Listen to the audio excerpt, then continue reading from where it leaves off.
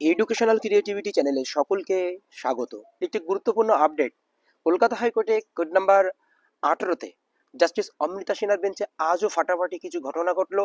সবাই খবরটি জানেন না, সেই জন্য আপনাদের জন্য এই খবরটি নিয়ে এসেছি শুনানি ব্যাখ্যা সহ। আবারও বিপদে পড়তে চলেছে এসএসসি এবং একাধিক প্রার্থীর তাদের ইন্টারভিউ নিয়ে সংশয় তৈরি হয়ে গেল। জাস্টিস অমৃতা সিনহার কড়া নির্দেশ, আবারও স্ক্যাম হচ্ছে। কোর্ট ওপেন না থাকলে, সবাই কোর্টে না আসলে কি করে বুঝবো স্ক্যাম হচ্ছে, এরকম একটি বিষয় এবং পিটিশনার অ্যাডভোকেটের দাবি তারা বারবারই টেন্টেড ক্যান্ডিডেটদের সুযোগ দিচ্ছে।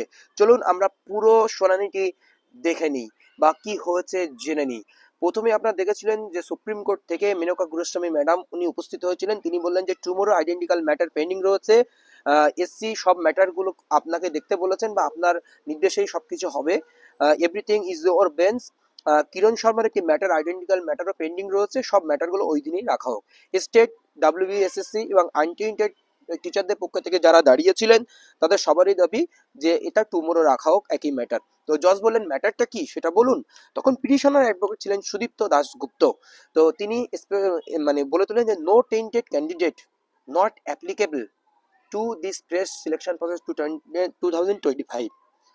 মানে 2025-এর সিলেকশন প্রসেসে কোনো টেন্টেড ক্যান্ডিডেট সুযোগ পাবে না, কিন্তু তারা টেন্টেড ক্যান্ডিডেটের সুযোগ দিয়েছে এবং যদি কোনো টেন্টেড ক্যান্ডিডেট সুযোগ পায় তাদেরকে পরবর্তীকালে ভেরিফিকেশনের পরে বাদ দেওয়া হবে। কিন্তু ভেরিফিকেশনের পরেও তাদেরকে বাদ দেওয়া হয়নি।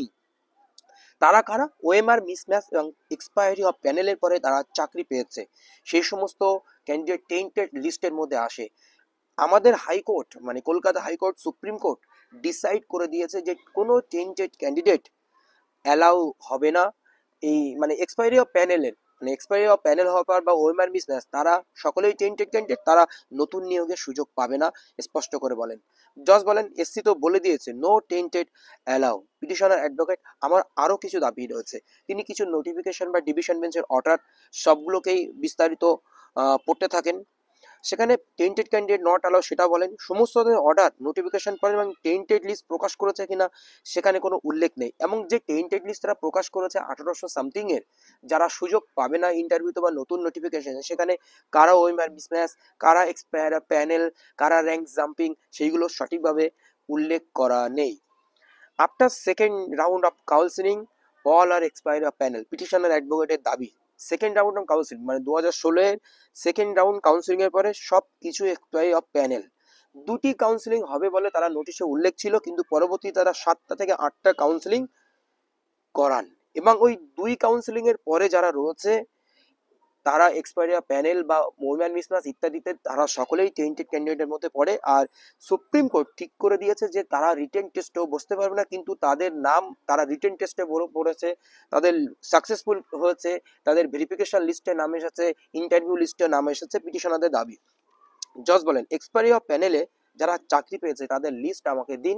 এটা ডাব্লিউবিসিএসএসসি কে কাছে দিয়ে বলেন আমার ওই লিস্ট লাগবে। পিটিশনার অ্যাডভোকেট বলেন এসএসসি তাদেরকে বারবার সুযোগ করে দেওয়ার চেষ্টা করছে, পিটিশনার অ্যাডভোকেটের দাবি। কল্যাণ বন্দ্যোপাধ্যায় বলেন যে আমরা সিবিআই লিস্ট অনুযায়ী, সিবিআই যে রিপোর্ট জমা দিয়েছিল সুপ্রিম কোর্টে, সেই রিপোর্ট অনুযায়ী আমরা সব কাজ করেছি। জজ বলেন আমি বুঝতে পেরেছি, আমরা এখন এক্সপায়ারি অফ প্যানেলের পরে যারা ইন্টারভিউতে ডাক পেয়েছে আমাদের সেই লিস্ট প্রয়োজন। কল্যাণ বন্দ্যোপাধ্যায় বলেন প্যানেল এক্সপায়ার, বাট কাউন্সিলিংটা আমাদের তো চালিয়ে যেতে হয়েছে, কারণ লং প্রসেস কাউন্সিলিংটা আমাদের চালিয়ে যেতে হয়েছে। বিভিন্ন লিটিগেশনের উপরে ভিত্তি করে আমরা যে এক্সপায়ারি অফ প্যানেলের ডেট বলা হচ্ছে তারপরেও কাউন্সিলিং আমাদের চালিয়ে যেতে হয়েছে। জজ বলেন এখানেও যদি কিছু ইললিগালিটি থাকে সেহেতু আমাকে লিস্ট দিতে হবে। জজ আবারও বলেন যে এই লিস্ট আমাদের প্রয়োজন। কল্যাণ বন্দ্যোপাধ্যায় বলেন আমরা সবকিছুই সুপ্রিম কোর্ট অনুযায়ী করেছি। এবার প্রতীকধর আসেন, উনি বলেন প্যারা 46 ওখানে যে একটা কথা লেখা ছিল not specially found to tainted, ওই কথাটি উল্লেখ করেন। তাদেরকে not specially found to tainted লিস্টে ফেলেছে supreme court. Supreme court category ঠিক করে দিয়েছে। সিবিআই রিপোর্টের উপরে ভিত্তি করে সমস্ত কাজকর্ম এসসি মানে সুপ্রিম কোর্ট ঠিক করে দিয়েছে এবং ওএমআর স্ক্যান করেছে সিবিআই, সেটার উপরে ভিত্তি করে কিন্তু তারা এখন চাকরি করছে 31শে ডিসেম্বর পর্যন্ত এবং তারা বেতনও পাচ্ছে। জজ বলেন কোথায় সুপ্রিম কোর্ট ক্ল্যারিফাই দিয়েছে সেটা আমাকেও দেখান। তখন প্রতীকধর বলেন এটা খুবই গুরুত্বপূর্ণ ইস্যু ম্যাডাম, আমাদের একদিন সময় দিন, এটা জীবন জীবিকার ব্যাপার, আমরা বিস্তারিত দেব। এবার পিটিশনার অ্যাডভোকেট প্যারা 45 পড়া 46 পড়েন এবং এখানে আলাদা করে কিছুই লেখা নেই যে এক্সপায়ারি অফ প্যানেলের পরে যারা চাকরি পেয়েছে তারা টেন্টেড নয় বা not specially founded or tainted, এটা উল্লেখ করে দেন এবং বলেন যে ডব্লিউবিসি এসএসসি সব গোলমাল পাকানোর চেষ্টা করছে, এরা আবার দুর্নীতি করার চেষ্টা করছে। তারপরে লন্ডন এজি কিশোর দত্ত আসেন, অ্যাডভোকেট জেনারেল অফ স্টেট। তিনি বলেন এসসি জাজমেন্টের উপরে ভিত্তি করে বা সিবিআই রিপোর্টের উপরে ভিত্তি করে সবকিছু বলেন এবং যা যা প্রতীকধর মহাশয় বা কল্যাণ বন্দ্যোপাধ্যায় বলেছেন একই কথা উনি আবারও রিপিট করে তোলেন। এটা কিন্তু ভয়ানক জায়গায় পৌঁছাচ্ছে। এবার শেষ পর্যন্ত জাস্টিস অমৃতা সিনহা কিন্তু ভয়ঙ্কর একটি অর্ডার দিলেন, আবারও কিন্তু সংকটে এসএসসি পোস্টের মুখোমুখি। কল্যাণ বন্দ্যোপাধ্যায় বলেন আমাদের এফিডেভিট দেওয়ার সুযোগ দিন, আমরা সবকিছুই জানাবো। তখন পিটিশনার অ্যাডভোকেট বলেন যে এদের সুযোগ দেওয়া হোক, এরা আবার একই জিনিস রিপিট করুক। তখন পিটিশনার অ্যাডভোকেট বলেন তাহলে এরা এক্সপায়ার প্যানেলে যারা চাকরি পেয়েছে তারা লিস্ট পাবলিশ করুক। তখন বিচারপতি বলেন হ্যাঁ এদেরকে লিস্ট পাবলিশ করতে হবে। তখন পিটিশনার অ্যাডভোকেট বলেন আবারও বলে দেন এরা date of publish of panel কোন দিনগুলোতে তারা প্যানেল পাবলিশ করেছিল সেকেন্ড কাউন্সিলিং এর পরে এবং কবে তারা প্যানেল এক্সপায়ার হয়ে গেছিল সবগুলো উল্লেখ করুক, নাহলে এরা সঠিকভাবে বোঝা যাবে না, এরা আবারই লুকোচুরি করবে।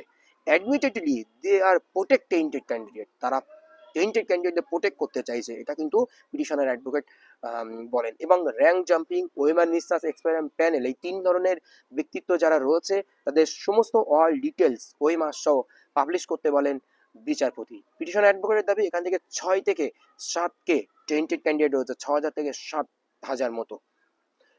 তখন অমৃতা সিনহা, জাস্টিস অমৃতা সিনহা রেখে যান। তখন বলেন nobody is disclosing anything, কেউ সঠিকভাবে কিছু ডিসক্লোজ করতে চাইছে না কেন। আমার কাছে আমার মনে হচ্ছে আবারও কিছু স্ক্যাম হতে থাকবে, আমার কাছে এইভাবে কেউ না আসলে স্ক্যাম বোঝা যাবে না, আর সবার জন্য খোলা রয়েছে, সবাই এসে প্রমাণ করুক। প্রতীকদার মহাশয় কেউ বলেন, উনি কথা বলছিলেন, প্রতীকদার অ্যাডভোকেট যিনি আনটেন্টেড টিচারদের পক্ষ থেকে দাঁড়িয়েছিলেন, বলেন যে আপনাদের জন্য কোর্ট খোলা আছে, আপনারা প্রমাণ করুন বা আমাকে স্যাটিসফাই করুন। তো এই হচ্ছে বিষয়। Expire panel appointment is illegal, এটা স্পষ্টভাবে বলে দেন অমৃতা সিনহা, জাস্টিস অমৃতা সিনহা। এটা খুব বাজে ব্যাপার হতে চলেছে এসএসসির জন্য। আবার হয়তো এটা এসএসসিরই দোষ ছিল সম্পূর্ণ, এখানে ক্যান্ডিডেটদের কোনো দোষ ছিল না। তারা এক্সপায়ারি অফ প্যানেলের পরে তারা সঠিকভাবেই চাকরি পেয়েছিল, কারণ কল্যাণ বন্দ্যোপাধ্যায় বলেছে যে তারা টাকা দিয়েও চাকরি পায়নি, তারা ফ্রড করেও চাকরি পায়নি। তাহলে এসএসসি কেন এক্সপায়ারি অফ প্যানেলের পরে তাদের কাউন্সিলিং করে সঠিকভাবে চাকরি দিয়েছিল, এটা বড় প্রশ্ন। সবকিছু দায়ী এসএসসি, মানে স্কুল সার্ভিস কমিশন। তাহলে আপনার প্যানেল এক্সপায়ার হয়েছিল 9/10-27 নভেম্বর 18, আর 11-12 12 মার্চ 2019। এই সমস্ত লিস্ট এবং তাদের ডিটেলস প্রকাশ করতে বললেন এবং পরিমাণও প্রকাশ করতে বললেন এবং অর্ডার কপিতে একটি কথা, গুরুত্বপূর্ণ কথা লিখলেন বিচারপতি, fate of the candidate depend on this writ petition. Candidatures মানে এই প্রার্থীদের ক্যান্ডিডেচার, তারা পরীক্ষায় বসতে পারবে কিনা এই রিক্রুটমেন্টে, সবকিছু ডিপেন্ড করছে এই রিটের উপরে ভিত্তি করে। 10 ডিসেম্বর এই মামলাটি আবার রেখেছেন এবং তার মধ্যে খুবই তাড়াতাড়ি সেই লিস্ট কিন্তু প্রকাশ করতে হবে এক্সপায়ারি প্যানেলের উপরে পর কারা কারা চাকরি দেওয়া হচ্ছে। ধন্যবাদ। খুব গুরুত্বপূর্ণ কিছু আবার অঘটন ঘটতে চলেছে এসএসসির জন্য, সত্যিই দুর্ভাগ্যের একটি বিষয়। যা হবে দেখা যাবে। ধন্যবাদ।